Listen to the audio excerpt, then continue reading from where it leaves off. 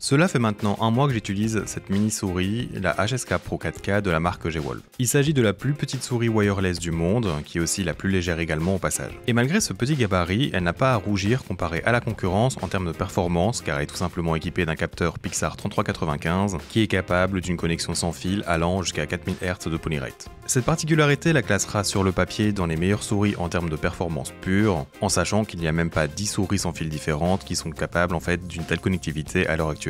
Dans cette vidéo, je vais donc surtout vous parler de mon expérience prolongée avec cette souris qui m'a complètement séduite.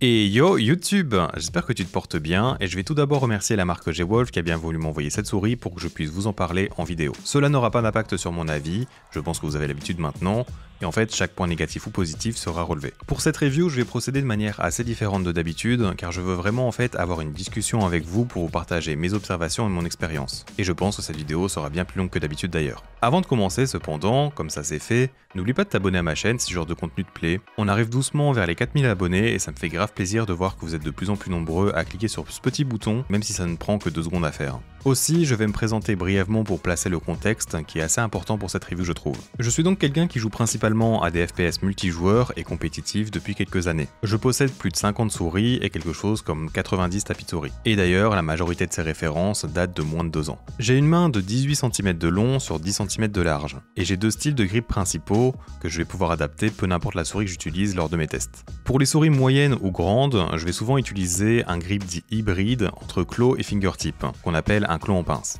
C'est-à-dire que les points de contact de ma main avec la souris vont être le bas de mon pouce qui me sert à lock la souris, ensuite l'extrémité de mon index et de mon majeur que je vais courber au niveau de la molette, et à droite j'aurai mes 2 derniers doigts tendus et collés ensemble. Et selon la forme de la souris, j'aurai probablement les 3 phalanges de ces doigts qui vont toucher la souris. Et cela me permet donc de faire une pince comme le nom du grip le décrit. Je vais donc serrer la souris avec mon pouce, le bas de mon pouce et mes 2 derniers doigts. L'arrière de la souris ou la paume de ma main n'est jamais en contact avec la souris, ce qui m'offre donc une marge de manœuvre avec mes doigts si besoin. Et ensuite, pour les souris moyennes ou petites, j'utiliserai un fingertip relax. C'est-à-dire que je vais relâcher le point de contact du bas de mon pouce avec la souris, ainsi que la 3e phalange de mes doigts. J'aurai donc cet aspect un peu plus flottant et moins soutenu où mes doigts vont en fait plus travailler dans mon aim. Il n'y a donc pas de point de contact à l'arrière avec la souris. On en vient donc à parler de cette HSK Pro qui est elle complètement faite pour être utilisée en fingertip agressif. C'est-à-dire que les seules choses à poser sur elle sont les bouts des doigts, et de préférence non courbés. C'est d'ailleurs facile à déduire avec le placement des boutons latéraux.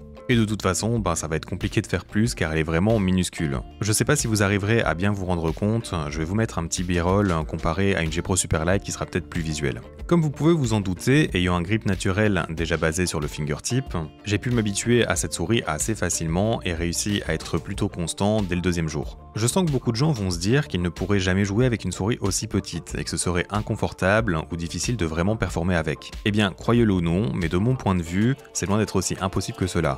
D'ailleurs, je vous spoil déjà, mais je n'ai eu aucune crampe durant l'utilisation de cette souris et je trouve même d'ailleurs qu'elle est plutôt ergonomique si utilisée comme il faut. En fait, si vous achetez cette souris, c'est pour l'utiliser comme il faut, non ? Le jour où on a retiré les petits trous derrière votre vélo, c'était pour utiliser le vélo à son plein potentiel et pas pour bricoler un entre-deux par peur d'échouer. Je conçois cependant que Rome ne s'est pas bâti en un jour et je vois 2 difficultés qui pourraient cependant être présentes. De 1, si vous avez vraiment une grande main genre de plus de 20 cm de long sur 11 cm de large, je pense que cette souris n'est vraiment pas taillée pour votre morphologie, même si j'aimerais beaucoup avoir un retour de quelqu'un avec des mains de cette taille. La deuxième difficulté pourrait être que si vous utilisez un claw agressif, c'est-à-dire que vous avez le bas de votre paume constamment en contact avec l'arrière de la souris et que vous pliez fortement tous vos doigts, et bien là effectivement avec une souris pareille, vous allez perdre beaucoup de repères étant donné que le meilleur grip à utiliser est à l'opposé de cela. Cependant pour ce critère et selon moi, vous pouvez quand même parvenir à vous adapter sans problème. Bien, continuons à parler de sa forme. J'ai ici sa grande sœur, la HSK+, que je considère comme une version bêta de la HSK Pro. Cette HSK+, est globalement une version obèse de la Pro, j'entends par là que c'est une grosse boule qui pèse bien trop comparé à son gabarit. No offense envers n'importe quelle souris ici bien sûr, je la trouve mignonne quand même, sachez-le. Mais blague à part, l'expérience en main n'a vraiment rien à voir entre ces deux souris. Surtout qu'on parle de plus de 40 grammes contre seulement 27 sur la Pro. Cette souris n'est pas juste un petit rectangle, car en fait elle a des courbes dans son plastique. J'essaierai de vous montrer ça dans un b-roll avec de la lumière, mais en fait que ce soit les côtés ou même les clics principaux, ils sont un peu concaves. C'est-à-dire qu'il y a un renfoncement au milieu, et cela tout du long du plastique. C'est donc un design qui est donc très utile pour du fingertip, histoire que les doigts en fait aient un peu plus facile à bouger la souris au moindre mouvement. Un autre élément qui me fait dire que la HSK+ est une bêta, c'est que sur cette dernière, les boutons latéraux sont placés vers l'avant de la souris, et ils sont très petits et collés. C'est donc en fait difficile de les différencier et selon votre prise en main, celui à l'avant sera en fait trop loin pour être utilisé. J'ai l'impression qu'ils ont pensé surtout dans l'idée que l'utilisateur ait un fingertip avec ses doigts pliés, alors que sur la HSK Pro, ils sont 300 fois mieux placés pour un pur fingertip. Ils sont également bien espacés et je tiens vraiment à tirer mon chapeau à G-Wolf qui a réussi en fait à faire une si bonne implémentation de ces boutons pour une si petite souris. Je ne pense pas vraiment que c'est possible de faire mieux basiquement. Les puristes de souris fingertip pourraient dire ici que les boutons latéraux c'est quelque chose d'inutile, car tu ne veux pas lâcher la position de tes doigts pour les utiliser. C'est en soi une bonne remarque, mais personnellement, avoir des boutons latéraux m'est complètement bénéfique. Il y a des choses qu'instinctivement je préfère mettre là-dessus, peu n'importe le jeu. Je rajouterai aussi que c'est mieux qu'ils soient là en puissant être désactivés, plutôt que juste ne pas avoir le choix en fait. Et en plus, comme je disais, je trouve qu'ils sont tellement bien inclus que je n'ai ressenti en fait aucune gêne ou erreur faite parce que je les utilisais. Et croyez-moi, en un mois, j'aurais eu l'occasion de le savoir. Pour en finir avec eux, en plus de leur forme et placement, les switches utilisés sont très cliquis et tactiles avec peu de trajets que ce soit avant ou après leur activation. Enchaînons maintenant avec un nouveau segment dans cette vidéo où je vais vous parler de mon ressenti sur cette souris. Globalement, dites-vous que le premier jour où je l'ai testé en stream, j'ai directement dit aux gens de mon chat qu'elle avait une chance d'être ma nouvelle souris principale. En gros, bien que dans ma collection de souris, j'ai quasiment toutes les meilleures souris disponibles sur le marché, eh bien cette HSK Pro est la souris qui me fait le plus m'amuser avec mon aim. C'était juste flagrant en fait, je n'avais pas eu autant de fun avec une souris depuis des lustres, probablement depuis la Xtrfy MZ1 en fait. Cela est dû tout simplement au fait que ma visée est directement dirigée par le bout de mes doigts. J'ai cette impression en tout cas. C'est comme si elle n'existait pas, du moins que sa présence est juste un intermédiaire qui enregistre les mouvements que je fais pour les transmettre dans le jeu. Je suis en fait juste libre de tout mouvement. Je peux littéralement bouger mon poignet ou mes doigts comme je veux, elle ne viendra en fait jamais buter ou s'ancrer dans une partie de ma main, ce qui offre donc cette liberté très plaisante. Au-delà de ses côtés amusants ou plaisants, c'est aussi un atout pour différents aspects de l'aim, car faire des petits déplacements ou des micro-ajustements sera bien plus précis avec juste le bout des doigts finalement. Vous avez en fait ici un énorme éventail de variations de petits mouvements précis disponibles entre un point A et B, avec donc le déplacement coordonné de vos doigts comparé à un mouvement de bras tout simplement. D'ailleurs, je pense que des gens auraient tendance à se dire qu'ils devraient baisser leur sensi pour s'adapter au vu de son poids de la souris et de sa petitesse. Et bien personnellement de mon côté je ne l'ai pas fait, j'ai même légèrement augmenté ma sensi de souvenir, car tout simplement je veux une portée de manœuvre assez importante due au mouvement de mes doigts, pour qu'ils soient en fait vraiment au cœur du gameplay. C'est-à-dire donc avoir un poignet un peu plus ancré dans le tapis et compléter avec mon bras si besoin ensuite. Du moins c'est ce que j'ai cherché à faire de mon côté. Malgré tout ce que je viens de dire cependant, je ne dirais pas qu'elle sera forcément ma numéro 1 en termes de souris, si je devais par exemple partir demain pour jouer la meilleure game de ma vie. Mais je pense que si je devais me faire un petit top 3 voire top 5 des meilleures souris que je possède, elle serait présente sans hésitation. Si je n'étais pas reviewer et que je ne devais pas changer de souris pour les tester, il y a un monde où elle pourrait cependant être ma numéro 1 à force de perfectionner mon utilisation avec elle, à un point où j'arrive à la masteriser et être aussi constant à chaque session qu'avec une souris plus conventionnelle. Car oui, finalement, c'est cette constance qui fait qu'elle ne brillera pas autant que d'autres peut-être. Je ne dis pas ça dans le sens où j'ai vraiment fait de la merde à cause d'elle, mais plus dans le sens où si j'ai un mauvais jour avec plus de fatigue que d'habitude, et bien dans cette situation c'est peut-être pas cette souris qui m'aidera à me pousser vers le haut. C'est-à-dire m'aider avec par exemple un soutien plus ferme pour moins trembler lors de mon tracking, pour perdre moins de précision, etc. C'est en fait dans le même sens que ce que je pourrais dire pour l'utilisation d'un tapis comme le Skypad 3.0 d'ailleurs. Si vous ne jouez pas tous les jours dessus, il se peut qu'il y ait vraiment des jours un peu hasardeux sur votre aim à cause de ça. La constance c'est vraiment un important élément dans un niveau de jeu et encore plus pour des joueurs pro notamment. Je vais encore ajouter une petite note dans cette partie de la vidéo, mais personnellement j'ai préféré mon expérience sur Apex Legends avec elle plutôt que sur Valorant. Tout simplement car sur Apex, tu te balades vraiment beaucoup avec ton crosshair pour regarder partout, te retourner, faire des mouvements propres au jeu, etc. Cela décuple donc donc encore plus le plaisir car tu fais beaucoup de mouvements avec l'impression de ne rien avoir en main.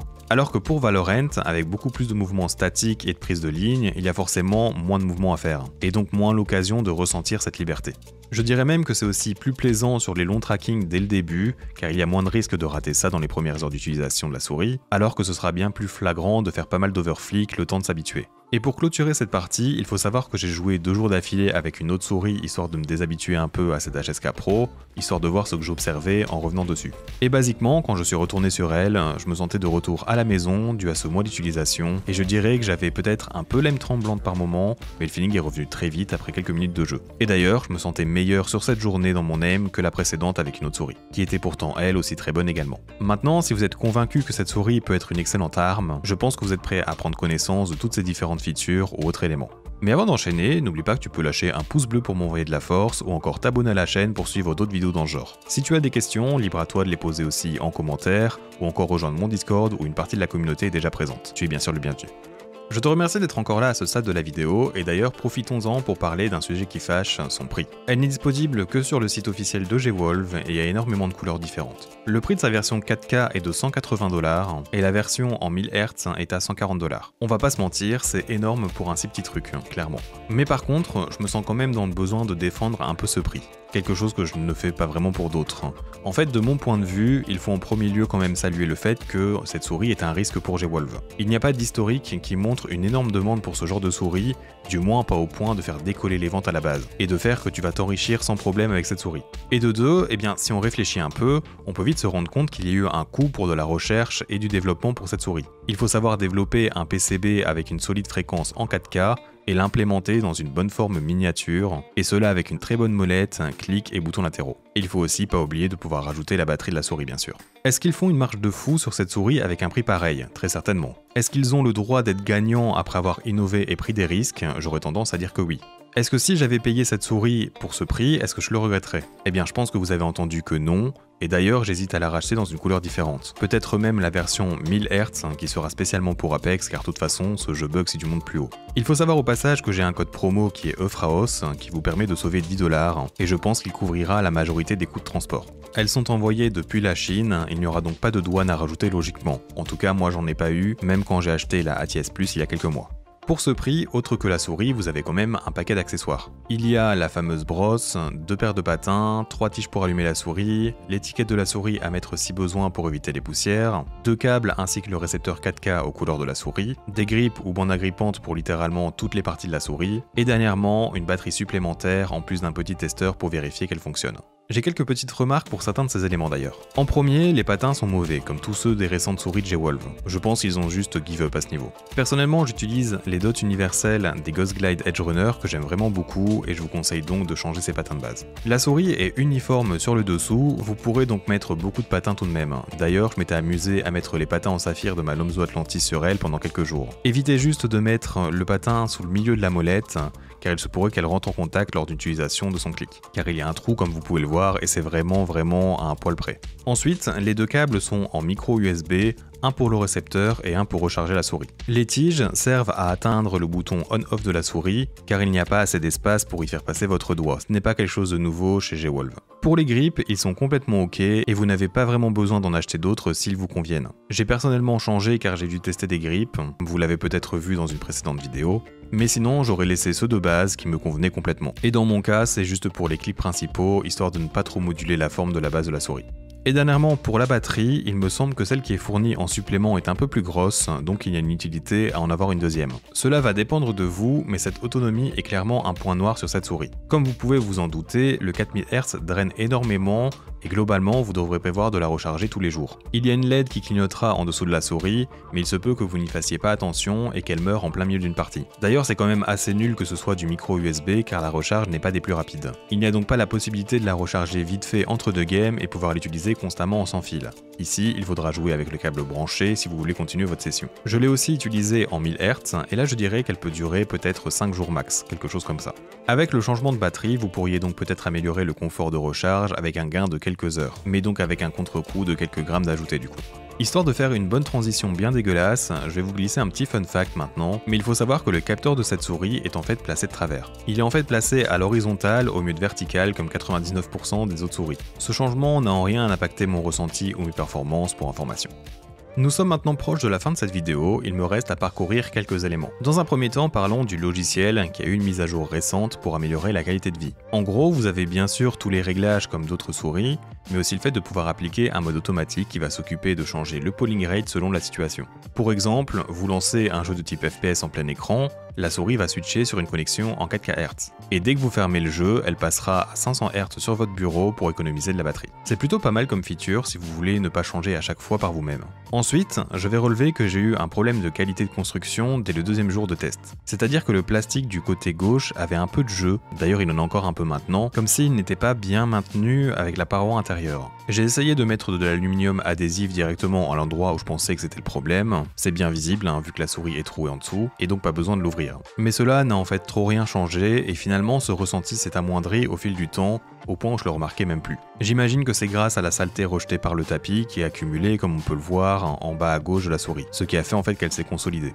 En dehors de cela, je n'ai eu aucune dégradation ou de problème de plis ou autre de qualité. Tout semble en fait très solide, notamment grâce au PCB de la souris qui est utilisé en renfort pour le plastique de la coque. Je n'ai pas parlé de la molette, mais en soi, elle utilise l'encodeur TTC Gold. Plutôt bon, avec d'écrans bien définis sans être trop dur à faire défiler. Le clic est bien ferme également, ce qui lui donne donc un bon ressenti de robustesse. Il est peut-être un peu trop dur pour mes préférences, mais avec de l'habitude, il ne m'a pas gêné. Et nous finirons cette longue vidéo en parlant des clics principaux, un élément important qui arrive qu'à la fin, désolé pour ça. G-Wolf utilise depuis quelques temps maintenant les switches de la marque Zippy, qui se démarquent quand même pas mal des autres marques de micro-switch. Et personnellement, je trouve que c'est une bonne chose, et à force de les utiliser sur chacune de leurs souris, j'ai vraiment appris à les apprécier. Ce sont en fait des clics légers qui vous donnent par contre un excellent feedback de pression. Vous avez en fait ce petit clic qui se ressent de manière différente des autres. Vous savez donc précisément que vous avez cliqué, malgré qu'il n'a fallu que très peu de force pour les utiliser. C'est donc peut-être le meilleur des mondes finalement pour la réactivité et leur utilisation répétée. Là où je place mes doigts, c'est-à-dire au niveau de la molette, je ne ressens qu'un poil de trajet avant leur activation. Mais si vos doigts sont placés à l'avant, vous devrez en avoir un peu plus. Mais la réactivité ne sera pas impactée pour autant, il y aura juste un peu moins de tactilité comme je disais. Au niveau du trajet après l'activation, il est minime car stoppé physiquement par la coque. Je vais d'ailleurs te passer un rapide sound test des différents éléments de cette souris avant de passer à l'outro.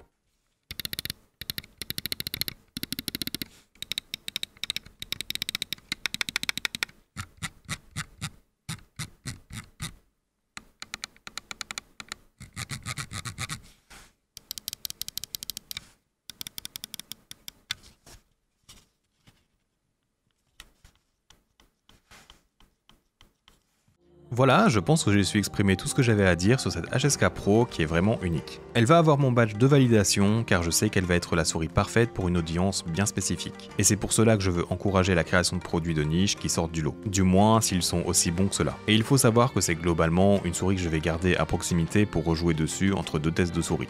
Comme je le disais plus tôt, si vous partez avec un avis mitigé sur sa forme et que vous savez que ce n'est pas ce que vous recherchez, eh bien passez votre route tout simplement. Je ne peux pas vous garantir qu'elle vous plaira, malgré que d'après moi, elle est bien plus accessible que ce que je pensais initialement. Pour les autres, que ce soit par curiosité, passion ou parce que vous cherchez un peu de piment dans votre aim, eh bien personnellement c'est une souris que j'aimerais beaucoup que vous découvriez. Je ne pense pas d'ailleurs avoir déjà dit cela pour une souris auparavant. J'aimerais vraiment qu'on puisse la retrouver facilement en Europe, mais c'est pas encore le cas malheureusement. Je mettrai les liens de où la trouver en description évidemment.